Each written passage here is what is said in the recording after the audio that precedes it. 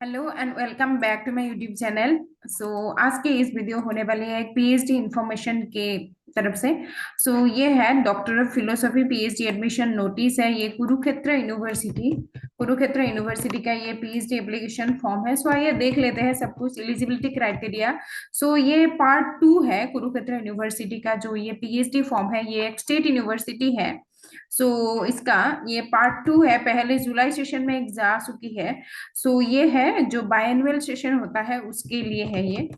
देख लेते हैं इंपॉर्टेंट डेट्स है, पहले वो ही देख लेते हैं। Candidates can apply online through the university website of the Kurukshetra University portal for the admission, PhD admission. Important dates are as dates of notification निकला जा चुके हैं 18 फरवरी को। Date of opening the portal भी निकला जा चुके हैं 18 फरवरी को।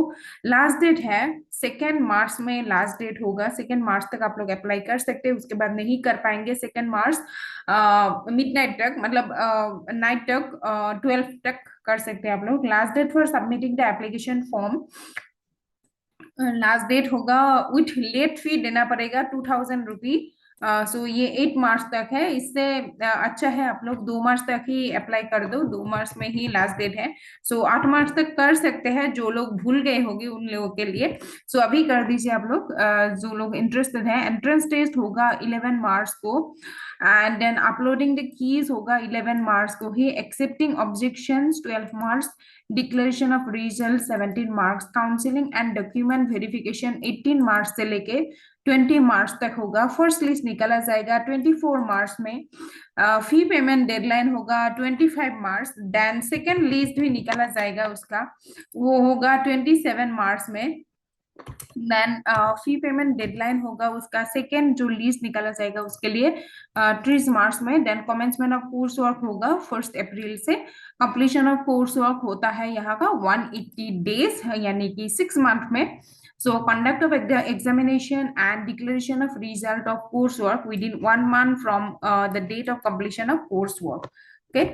Counselling and seat allocation process सब कुछ यहाँ पे दिया जा चुके हैं। अच्छे से वीडियो को एंड तक बनी रही है। डॉक्यूमेंट वेरिफिकेशन होगा on site, in person verification होगा, यानी कि आप लोगों को डिपार्टमेंट में जाके जिस दिन इंटरव्यू होगा उस दिन ही डॉक्यूमेंट वेरिफिकेशन भी होगा। Candidates must carry all the original documents along with photocopies. Seat allocation criteria के बारे में भी यहाँ पे दिया जा चुकी है। फी पेमेंट के बारे में भी दिया जा चुकी है, देख लेंगे अभी।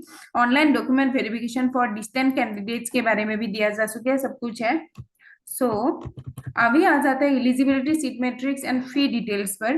ए candidate who has having 1 year or 2 semester master degree after having 4 year और 8 semester बैचलर्स डिग्री प्रोग्राम, और ये 2 year और 4 semester master degree after having 3 years of graduation courses with at least 55% marks के लोग यहाँ पे अप्लाई कर सकते हैं। यानी कि मास्टर डिग्री में सिंपली बताए तो मास्टर डिग्री में 55% मार्क्स होना पड़ेगा, जो कि नॉर्म्स बोलते हैं। 5% रिलैक्सेशन है सभी रिजर्वेशन कैटेगरीज के लिए। ओके, ये एक स्टेट यूनिवर्सिटी है हरियाणा का। हरियाणा का जो लोग यहाँ पे अप्लाई करेगा उन लोगों के लिए रिजर्वेशन एप्लीकेबल होगा। बाकी स्टेट से अगर अप्लाई कर रहे हो तो रिजर्वेशन एप्लीकेबल नहीं होगा। Provided that a candidate seeking admission after a 4 year bachelor's degree program, they should having minimum of 75% marks. जो लोग ग्रेजुएशन के बाद, क्योंकि आजकल एनईपी का जो बैच है उन लोग का 4 year ग्रेजुएशन के बाद डायरेक्टली पीएचडी कर सकते हैं उन लोग। उन लोगों के लिए 75% मार्क्स होना जरूरी है। यहाँ पर भी 5% रिलैक्सेशन है, जो कि हरियाणा का जो लोग रिजर्वेशन कैटेगरीज में आ जाएगा उन लोगों के लिए 5% रिजर्वेशन होगा। यहाँ पे और एक क्राइटेरिया है, वो है एमफिल का। जो लोगों का एमफिल हो जा चुकी है विथ एटलीस्ट 55% मार्क्स, वो लोग यहाँ पे अप्लाई कर सकते हैं। उसमें भी 5% रिलैक्सेशन है हरियाणा के लोगों के जो रिजर्वेशन कैटेगरीज में आते हैं। ये हो गया। देन यहाँ पे बहुत सारा दिया जा चुका है। For calculating percentage of marks for master degree in the case of education and library information sciences particularly, percentage marks obtained in B.Ed and M.Ed. Okay, when each is a 1 year course and graduation में जो लोग library science कर जा चुके हैं and MSc in library science when each is a 1 year course shall be हैव्ड। ये हो गया। Then it will be the responsibility of the candidate to ensure his or her eligibility and fulfillment of such other conditions as may be prescribed for admission in the rules and regulation of the university. The candidate pursuing MPhil course, if otherwise eligible, may submit his or her application form for admission to PhD courses. Okay. तो अभी जो कि हम लोग के लिए important है वो है सिट मैट्रिक्स, वो देख लेते हैं हम लोग. So programme name PhD in ancient Indian history, culture and archaeology, जो कि department of ancient Indian history same है, उसके अंदर आ जाते हैं. उसके लिए master degree as allied subjects not available. तो specialization if any ancient Indian history, so आप लोग देख के जाइए. Master degree as main subject होना पड़ेगा, ancient Indian history, culture and archaeology में होना पड़ेगा. यहाँ पे सीट्स डिवाइडेड है, सभी 0-0 ही है, मतलब अवेलेबल नहीं है सीट, बस डीएससी का एक सीट है. सो डिपार्टमेंट ऑफ बायोकेमिस्ट्री का देख लेते हैं. इसमें एआईसी में 1 सीट है, देन डीएससी में 2 सीट्स है, और यहाँ पे ईडब्ल्यूएस आउट ऑफ एचजीसी, मतलब हरियाणा का ही है ये. सो दिया जा चुके हैं, देख लीजिए. देन डिपार्टमेंट ऑफ बायोटेक्नोलॉजी में भी यहाँ पे सीट अवेलेबल है, आप लोग देख के जाइएगा ऊपर में.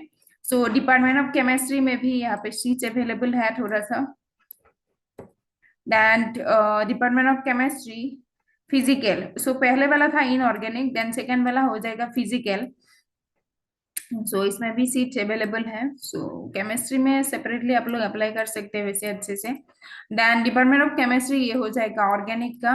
सो इसमें भी सीट अवेलेबल है थोड़ा सा, यहाँ पर भी अप्लाई कर सकते हैं आराम से. Department of computer science and application में भी सीट अवेलेबल है, एचजीसी, देन ओएससी, डीएससी में सीट अवेलेबल है. डिपार्टमेंट ऑफ इकोनॉमिक्स का भी सीट ओनली 1 सीट वैकेंट है, वो भी है. Master degree as allied subject दिया जा चुकी है, कॉमर्स के लोग भी यहाँ पे अप्लाई कर सकते हैं इकोनॉमिक्स के लिए. Then tourism and hotel management के लोग भी यहाँ पे अप्लाई कर सकते हैं आराम से. Then department of electronic sciences में भी सीट निकाला जा चुकी है. Okay. Then department of English का भी सीट है थोड़ा सा. डिपार्टमेंट ऑफ फाइन आर्ट्स में भी सीट निकाला जा चुकी है. ओके. डिपार्टमेंट ऑफ ज्योग्राफी का भी सीट है. देन जियोलॉजी का भी सीट निकाला जा चुकी है. देन जियो फिजिक्स का भी सीट निकाला जा चुकी है. आप लोग इसको स्क्रीनशॉट मार सकते हैं. डिपार्टमेंट ऑफ हिस्ट्री का भी सीट है. Department of home science, department of instrumentation, department of mathematics, department of microbiology, music and dance, physics, department of Sanskrit, Pali and Prakrit, department of social work, sociology, में भी सीट्स निकाला जा चुके हैं. And then department of statistics and operational research में भी statistics में होने से हो जाएगा. जूलॉजी का भी सीट है, एलएलएम का भी सीट है, मतलब लॉ का. देन मास कॉम का भी सीट निकाला जा चुकी है. मास्टर्स इन फार्मेसी पे भी सीट निकाला जा चुकी है. Then MSc in UIET, department of applied sciences में भी ऑर्गेनिक केमिस्ट्री में भी सीट निकाला जा चुकी है.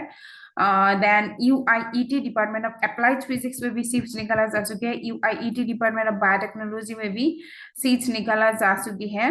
So UIET department of computer science and engineering पर भी सीट्स निकाला जा चुकी है. कुछ है यहाँ पे सीट्स ज्यादा ही है, मतलब है, सभी कैटेगरीज में भी सीट है, यहाँ पे अप्लाई कर सकते हैं आराम से. So UIET department of electronics and communication engineering पर भी सीट निकाला जा चुकी है यहाँ पर भी. So UIET department of mechanical engineering का भी सीट है. University of school of management का भी सीट निकाला जा चुकी है. थोड़ा सा सीट है, देख लीजिएगा. तो यहाँ पे पार्ट टाइम स्कॉलर्स के लिए भी सीट है, जैसे कि department of ancient Indian history, culture and archaeology पर भी सीट है. केमिस्ट्री पर भी सीट है जो कि इनऑर्गेनिक है. केमिस्ट्री ऑर्गेनिक पर भी सीट है. कंप्यूटर साइंस पर भी सीट निकाला जा चुका है. इकोनॉमिक्स पर भी सीट निकाला जा चुकी है. पीएचडी इन इलेक्ट्रॉनिक साइंसेस पर भी सीट निकाला जा चुके हैं. उसके अलावा फाइन आर्ट्स पर भी सीट 1 है. पीएचडी इन जियोलॉजी पर भी 1 सीट है. PhD in applied Jio physics पर भी 1 सीट है. होम साइंस पर भी 1 सीट है. स्टेटिस्टिक्स पर भी 1 सीट है. फार्माक्यूटिकल साइंसेस में इसमें भी थोड़ा सा सीट है. बायोटेक्नोलॉजी पर भी 1 सीट है. PhD in computer science and engineering में 1 सीट है. PhD in electronics and communication engineering में थोड़ा सा सीट है. सो ये है, हो गया पार्ट टाइम के लिए. So the vacancies under various reserve categories other than OSC DSC categories will be converted to general category if no eligible candidate belonging to respective reserve category. Okay. सो ये हो गया। सो अभी आ जाता है द एप्लीकेशन प्रोसेसिंग फी होगा 1400। सो ₹350 for OSC DSC BC block A B non creamy layer. Okay, candidates of Haryana, ज्यादा नहीं है, 350 है। सो यहाँ पे कोर्स स्ट्रक्चर दिया जा चुके हैं, कोर्स फी स्ट्रक्चर जो है। सो एनरोलमेंट फी होगा for full time PhD 2500 and part time का 5000। एलुमनी फी देना पड़ेगा 1000, सेम ही है ये। यूनिवर्सिटी एस्टेब्लिशमेंट चार्जेस भी लेते हैं यहाँ पे। ओके, देन माइग्रेशन फी है 2500, पार्ट टाइम का 5000। PhD कोर्स ऑफ फी होगा रेगुलर मोड का, मतलब फुल टाइम का 11,000 एंड पार्ट टाइम का 20,000। देन एनुअल फी होगा पर एनुअम 11,000, इसके 5 पार्ट टाइम का 50,000।